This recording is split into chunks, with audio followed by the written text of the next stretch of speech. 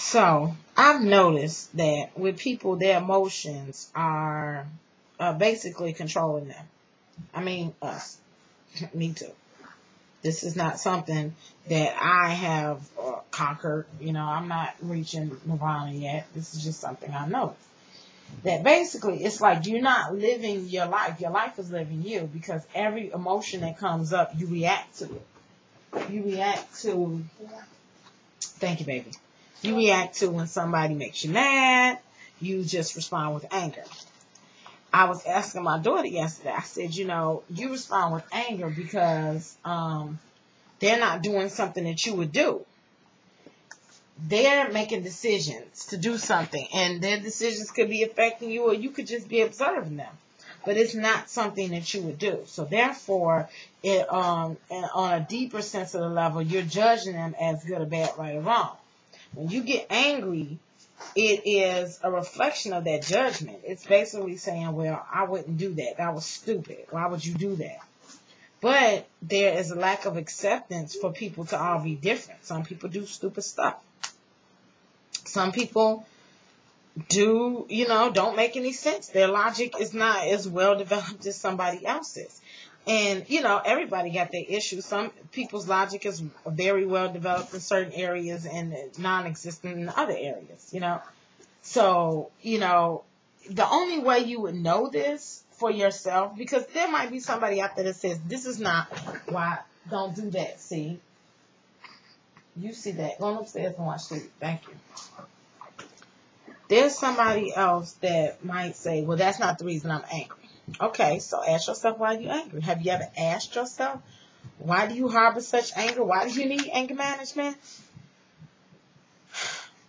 If you took time to process your emotions, the first thing you have to do is acknowledge them. You have to acknowledge them on why they are existing in the first place, why they are reoccurring in the first place. It's something that it could be a moment in time or a thing that people do that always makes you mad. And it could stem from something. Why is it making you mad? There's a lack of acceptance about people or a situation. There's a lack of acceptance of not being able to control the situation. When you get angry, it's because you feel out of control. You need to learn how to acknowledge that and be able to confront that head on inside of your head and make peace with the situation. Once you make peace with the situation, you won't be as angry as you are. People will begin to see that change in you. You process your emotions and you take them for what they are. They're just emotions. They're chemical responses in the brain. They're temporary. They're autonomic. There's some. If you cannot control them, are they really a part of you? Your misconception is that your true spirit is beyond those autonomic responses from the brain. But your misconception is your ego is your spirit. Your ego is the sense of identity that you were given and that you built on since you were born. But it is not your true spirit. Most of the time, I've noticed that when you have a problem processing your emotions, that certain emotions that can not be suppressed or controlled or even acknowledged might have occurred through some type of traumatization. It could be a process that happened when you were a child. Most of the time it's with your childhood. And if you go back and you analyze everything that you went through, but a lot of people don't want to remember the bad stuff. They don't want to remember it, and they don't want to talk about it. If you actually openly talk about and begin to acknowledge bad things that happen with you, it will be able to heal you in the presence. All it's going to do if you continue to bury it is cause the process of processing your emotions to be difficult, distorted, or impossible.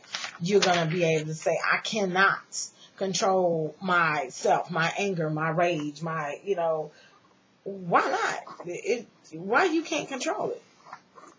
Then you'll never be happy. You'll never be happy. Though that feeling that you have of pride and puffed up, it'll only make you selfish. It'll only make your ego to get bigger and bigger and more out of control. And then you get to a point where you can't even control your own ego. Or you'll just keep riding this wave of roller coaster of emotions. When you're happy, you're happy. When you're sad, you're sad. When you're mad, you're mad. And you think that's normal. You think that's how life is supposed to be. Life is supposed to be one big roller coaster of riding your emotions. Well, how are you supposed to enjoy life if you constantly always dealing with these emotions that are popping up? This sadness and this, irritation and frustration and negativity and anger and rage. And how are you going to be happy if you keep having to deal with those? Because you are under the misconception that they can't be controlled. The point of knowing yourself is learning how to recognize your ego. And once you learn how to recognize your ego, you'll learn how to control your emotions. It's like the emotions that you don't process, they end up creating layers over the true essence of your spirit, like an onion. And you are not realizing that as long as you pretend and as long as you hide behind the image of these emotions, you'll never be able to reach your true spiritual essence, the one that connects with the Creator, the one that causes you to have this peace and this joy and that the Bible spoke about. Sometimes the trauma can hurt so bad that you just don't want to go there. But you have to go there. When you get to a point where you can get above these things, then your true light will start shining. And it'll start attracting people to you. And it'll start attracting, the things that you want in your life. The constant thing, love and joy and peace. And it'll be a constant in you because you'll know the truth. When you see the emotions coming, you can be almost amused by them. Look at that. Look at the anger trying to come. I see it. You'll be able to see it as not a part of who you are. But you recognize that it's something that your brain processed you to have. It's almost like you have control over your bladder. You have control over some things are autonomic inside of your body and they're automatic. Some things in your body you have control over. There's some function and parts of the brain that you can also have control over, but you think you don't. If you have that light inside of you and it creates that love, that joy, and that peace, it'll create the desire to help other people. It's like when you get that light, you're now a millionaire, you're rich. And if you were the only rich person you know, and you looked around and you saw everybody else that you love literally starving, would you be able to just let them starve? Or would you be like, okay, I can't eat this alone. I need to share this food. It'll change the person that you are, and it'll change the way you look at others. Because when you know yourself and you know that you and the Creator are one, then you know that others are one with the Creator as well. You know there's no separation. Society and this world has given this misconception that there are the righteous and the unrighteous.